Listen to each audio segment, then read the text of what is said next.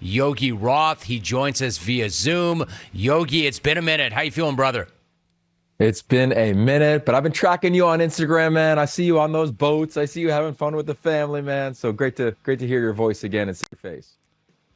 You too, dude. You too. First things first, how great is ball, and especially this time of year? Yeah, no, it's so great. I mean, you look at the year the West Coast has been where we reside. It's been a beautiful year, in a year that, began with lunacy when you look at the conference realignment and things that no one could have anticipated within the Pac-12. But here we sit, championship week, and you've got multiple teams that are undefeated. You got a bunch of one-loss teams. You got conference championship games that actually matter, chaos that can happen potentially in the CFP. And in the Pac-12 on Friday night, you got two Heisman, I think, finalists that are competing at quarterback, and Michael Penix Jr. and Bo Nix. So it has been a beautiful year, man. Our crew leaned into all the fun moments. We even finished calling a Notre Dame versus Stanford game. So a year of many things that were unexpected, but one definitely full of joy. Yogi Roth is joining us. I want to get into as much of that as I possibly can, but let me get your reaction first to last night's unveiling of the new college football playoff rankings. Yogi, what stood out to you from last night? Yeah, I think a couple of things stood out. I still wonder why Utah's not ranked. And then I see Tennessee, I see Kansas State, and I see teams like that, and then have a similar record. And every one of Utah's losses are against teams that are ranked currently in the top 25. I say that because you're going to hear the argument if Oregon wins on Friday night. Well, what are their ranked wins? And I think that Utah one is one that I think is valid when you look at what that team's been the last couple of years and how they performed this season. I think the other thing that stood out to me is probably what the committee's deciding to do around these one-loss teams. And they continue to put Oregon as the highest ranked one-loss team. And I think that's really fair. And I understand when you look at strength of schedule of Alabama and Texas, but I think at least what my eyes tell me is that I think Oregon's playing the most complete football in the back half of the season than anybody in America, including Georgia, including Michigan. They've just been dominating teams. They're NFL caliber players at every layer of offense, defense, special teams, and they've been really, truly elite. They've been dominating teams. So I'm glad that they stayed there. I look at Friday night as a play in game. Winner is automatically in the Pac-12. So I was glad to see the Ducks stayed where they sat in the most recent rankings. We were talking to Yogi Roth. So finish that thought. What do you think is going to happen on Friday night? It was 6 weeks ago that the Huskies handed the Ducks their only loss. What do you make of the way they've both played since then, and how do you see the rematch going? Yeah, one of the coolest things about my craft over the last 20 years being in the Pac-12 is access within these schools and programs. And Dan Lanning, Kalen DeBoer have given me and gifted me that at dramatic levels. And I thought coming into the season, their cultures were as strong as anybody. And I say that because these staffs and these programs have really tried to get to know one another. I think it's different. A lot of times we know that roster overhaul and transfers are what they are, but the programs that are still most connected, the ones that can still lean on each other and have that element of trust within, the schematic side of it, but also when you look to your left and look to your right and it's a big third down, it's a critical moment in a loud environment. Can you lean on that guy? And I think those two programs clearly can do that. They've separated themselves. And I think we're going to have an epic game. You got two teams that, their fan bases hate each other. Let's just be blunt about it.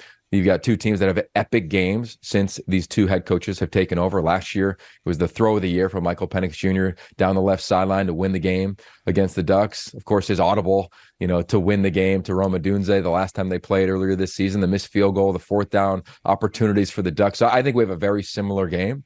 I think it'll feel like a playoff game. I don't know who's going to win. I understand what the spread is currently, but I think you've got championship programs that love to meet the moment and are ready for it.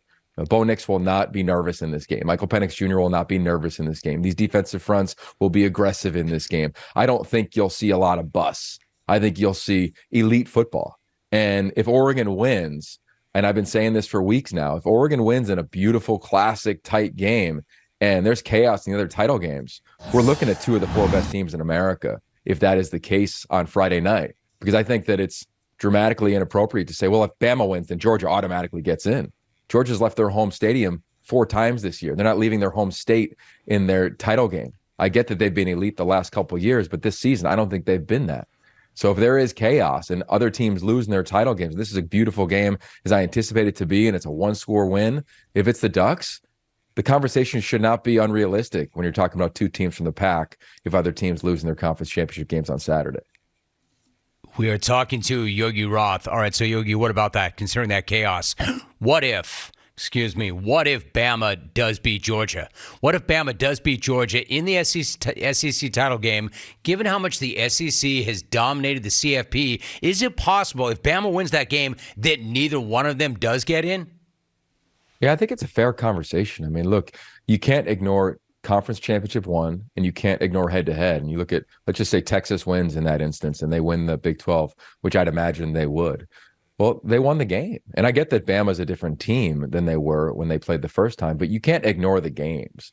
I'm old school in that regard. I get to present to the committee on behalf of the Pac-12. You kind of pitch your case every couple of weeks. We'll do it again tomorrow morning, and we'll make the case for how strong the Pac-12 champion is, even if it's a one-loss Oregon, because that'll be the dialogue.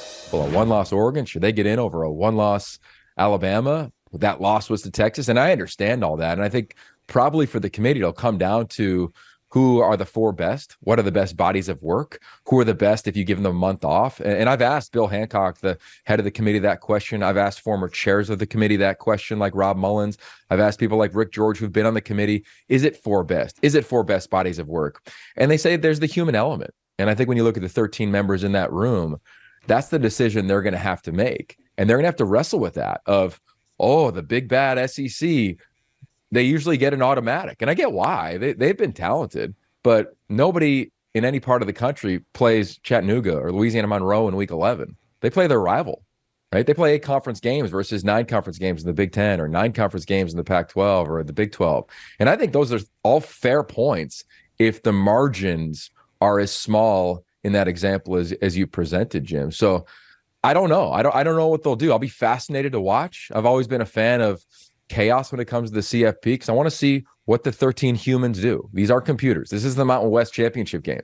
I mean, the computers aren't deciding this one, and I'd be curious what they decide to do. They're going to lean on historicals?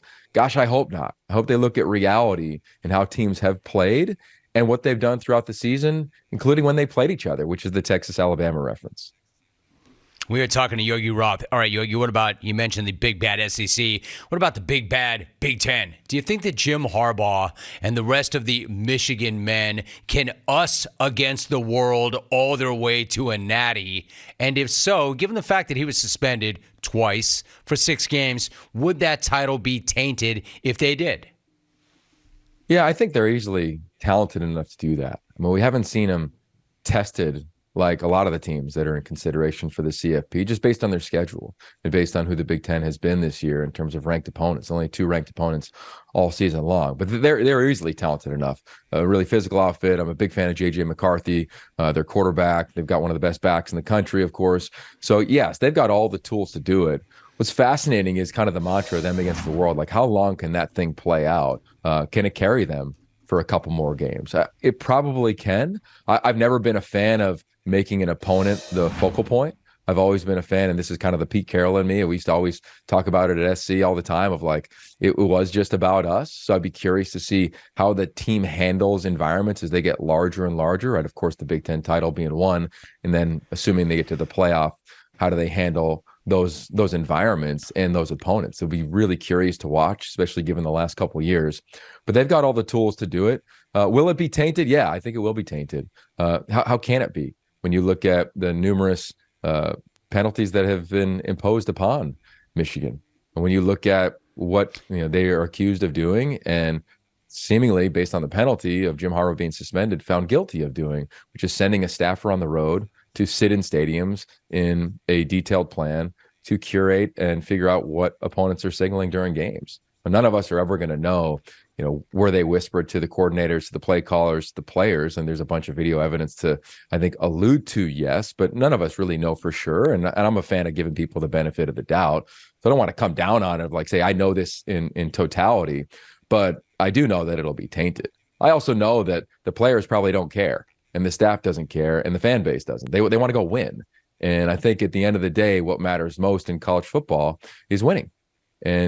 And that's kind of where we net out here heading into the playoffs. So, yeah, an interesting dynamic, one that I don't think I haven't ever seen anything like this. I've been involved in college football for a long time. I was a signaler when I was at USC. I was trying to figure out the opponent's signals in game, but never anything even close to a concept or an imagination around, we're going to go send somebody to other people's games. I mean, that was just a concept that is so foreign to me, dramatically inappropriate too, if they're found completely guilty of that, which they definitely have some guilt in that. We know that it did go down. So yeah, it'll be tainted, man.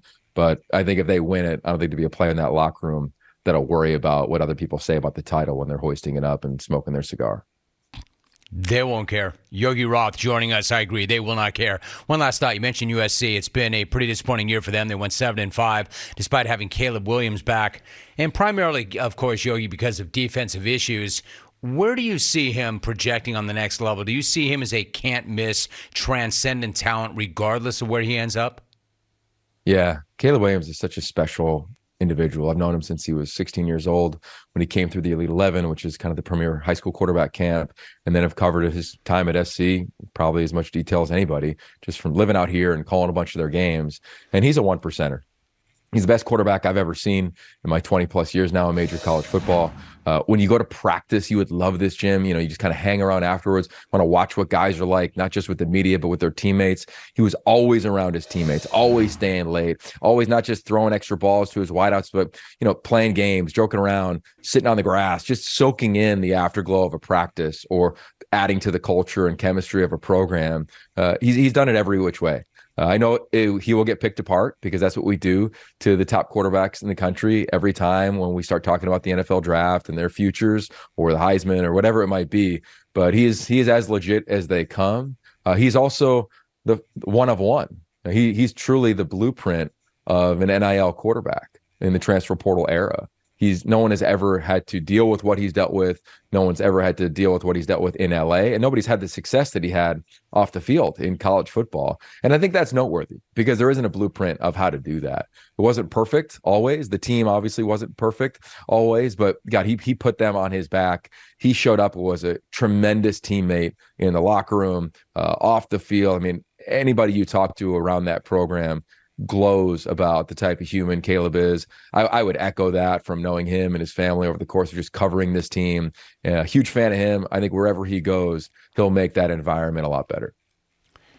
Once again, an analyst for the Pac-12 Network, a former USC assistant football coach. He is the host of an excellent podcast, The It Factory. He is a filmmaker. He's a motivational speaker, the author of The 5-Star QB, and a really good friend of this program, Yogi Roth. Yogi, appreciate you so much. What a great job. Have a great, great weekend because it is a great time, man. Great talking to you. Hey, man, lots of love. Always a joy to come on, admire you on so many fronts, and can't wait to do it again, brother. Thank you so much for watching. Please like, comment, and subscribe, and hit the bell to be the first to know when we do upload a new video.